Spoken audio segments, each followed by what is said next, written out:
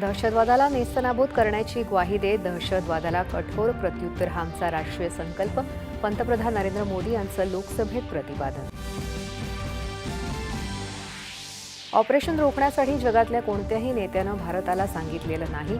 पाकिस्तानच्या डीजीएमओकडून झाली विनवणी, पंतप्रधानांनी सदनात केलं स्पष्ट.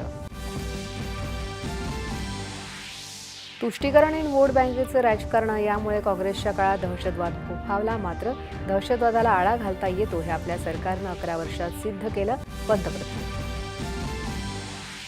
ऑपरेशन सिंदूर अद्याप जारी, पाकिस्ताननं आगळीक केल्यास कठोर प्रत्युत्तर दिलं जाईल, पंतप्रधान.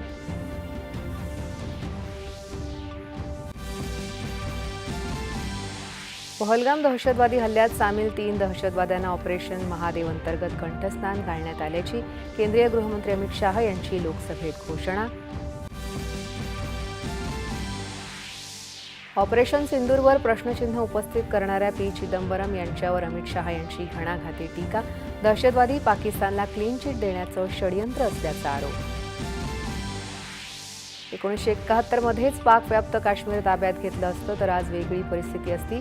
पीओकेची निर्मिती ही काँग्रेसची चूक, गृहमंत्र्यांचा घणाघात. पाकव्याप्त काश्मीरमधील लोकांना भारतीय शासन व्यवस्थेचा भाग होण्याचं भाग्य लाभेल हा दिवस दूर नाही, संरक्षण मंत्री राजनाथ सिंह यांनी राज्यसभेत व्यक्त केला विश्वास.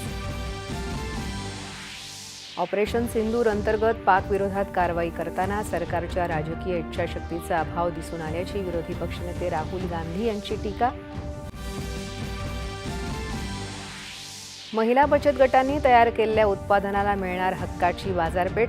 10 जिल्ह्यात उमेद मॉल उभारायला राज्य मंत्रिमंडळाची मंजुरी. मुख्यमंत्री समृद्ध पंचायत राज अभियानही राबवणार. आणि आंतरराष्ट्रीय व्याघ्र दिवसानिमित्त विविध उपक्रमांचा प्रारंभ. जंगलं आणि वन्यजीवांचं संवर्धन करण्यासाठी सरकार वचनबद्ध असल्याची मुख्यमंत्र्यांची ग्वाही. नमस्कार, 9:30च्या बातमीपत्रात मी